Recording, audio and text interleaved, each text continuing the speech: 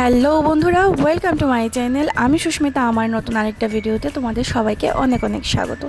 আমি অনেক ভালো আছি আর আশা করি তোমরাও আমার মতো ঠিক একদম বিন্দাস আছো। তো বন্ধুরা, আমি এখন যে কথাগুলো বললাম, মানে যেভাবে আমি ইন্ট্রোটা দিলাম, এই ইন্ট্রোটা আমার একজন ব্লগারের কাছ থেকেই শেখা। হয়তো ওনার মতো হয়নি মানে হবেই না, কারণ উনি হলেন অনেক ভালো একজন ব্লগার। আর আমার কাছে তো উনি একজন ভালো বেস্ট সব কিছু। মানে আমি ওনার ভিডিও একদিন না দেখলেও আমার মনে হয় যে আমার হয়তো আজকের দিনটা একদমই ভালো যায়নি। উনি যদি একদিন ভিডিও না দেয়, আমার মনে হয় যে মানে ভিডিওটা না দেখলে আমার দিনটাই সম্পূর্ণ হয় না। আমি বারবার ইউটিউবে চেক করি যে উনি ভিডিও দিয়েছেন কি না। আসলে একদম সত্যি বলছি, মন থেকে বলছি। কারণ কি বলবো, আমার ওনাকে অনেক ভালো লাগে। আমি ওনার মতো একজন ভালো ব্লগার হতে চাই। হয়তো লাখ লাখ কোটি কোটি সাবস্ক্রাইবার আমার নাও থাকতে পারে, বা ওনারও হয়তো নেই, কিন্তু ওনার মন, উনি যেভাবে সাদাসিধাভাবে চলাফেরা করেন, ওনার মতন চলাফেরা সব কিছু আমার খুবই ভালো লাগে। হয়তো আমি তোমাদের কাছে যদি নামটা বলি হয়তো তোমরা চিনতে পারবে, আর আমি অবশ্যই বলবো, কারণ ওনার মতো হওয়াটা কি বলবো আমার ভাগ্যের ব্যাপার হবে। আসলে ওনার মতো আমি কখনোই হতে পারবো না হয়তো, কারণ ওনার পরিস্থিতি আর আমার পরিস্থিতি সম্পূর্ণ আলাদা। কিন্তু একদম মন থেকে বলছি, আমি ওনার মতো হতে চাই।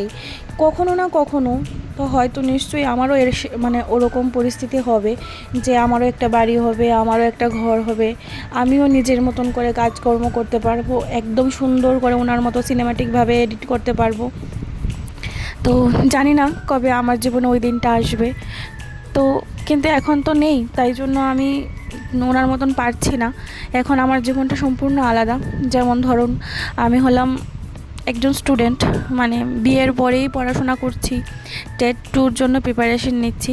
আর উনি হচ্ছেন সম্পূর্ণ হাউসওয়াইফ, মানে উনি ওনার স্বামী সন্তান নিয়ে, ওনার বাড়ি ঘর নিয়ে ব্যস্ততার মধ্যে উনি কাজবাজ করেন। তারপর হচ্ছে গ্রামের দৃশ্য, মানে কি বলবো তোমরা হয়তো অনেকে বুঝেই গেছো আমি কার কথা বলছি। তো ওনার মতো আমার হবে না, কারণ হচ্ছে আমি তো পড়াশুনো করছি, আর পড়াশুনোর মাঝে এত কিছু হয় না। মানে কাজবাজের কথা বলছি, কিন্তু আমি কাজবাজ খুবই পছন্দ করি। আর আমি তো ভাবি যে আমি এরকমভাবে করবো, ওরকমভাবে করবো। হ্যাঁ, আমরা তো এখনও জয়েন্ট ফ্যামিলিতে আছি। আর সত্যি বলতে কি বলবো, বিয়ের পরে পড়াশুনো করাটা হয়তো এতটাও সহজ নয়, যতটা সহজ দেখানো হয়, যতটা সহজভাবে সবাই বলে। আর জানি না কার কাছে কীরকম, অনেকে বলে কঠিন, অনেকে বলে সহজ, কিন্তু আমি বলছি আমি তো জিনিসটা ফেস করছি। আসলে বিয়ের পরে যতই ভালো সব কিছু হোক না কেন, কখনো পড়াশুনো করাটা এতটা সহজ হয় না। আর সবথেকে বড় কথা হলো, যদি বরের কোনো ইনকাম তেমনভাবে না থাকে, বরের ইনকাম যদি ভালো হয় তাহলেও হয়তো এতটা প্রবলেম হয় না।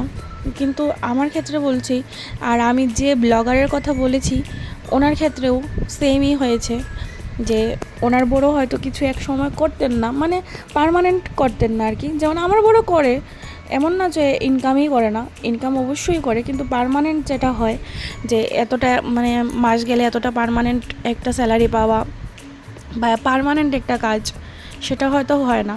ওনারও হয়, মানে আমি যে ব্লগারের কথা বলছিলাম, ওনার বড় তেমন কিছু করতেন না, কিন্তু ওনার জেদ, ওনার সাহস, মানে কি বলবো, ওনাকে যত দেখি আমি ততই অবাক হয়ে যাই। আজকে উনি নিজের পরিশ্রমে, নিজের ব্রেইনের কারণে, আর আমি এটাও বুঝতে পারি যে ব্লগ করাটা এতটাও সহজ নয় যতটা সহজ মানুষ ভাবে। যেমন একটা ভিডিও করার মধ্যে তোমার কন্টেন্ট খোঁজা, ঘরের কাজ বাজ হ্যান ত্যান, এগুলো দেখতে যত সোজা মনে হয় এতটা সোজা না।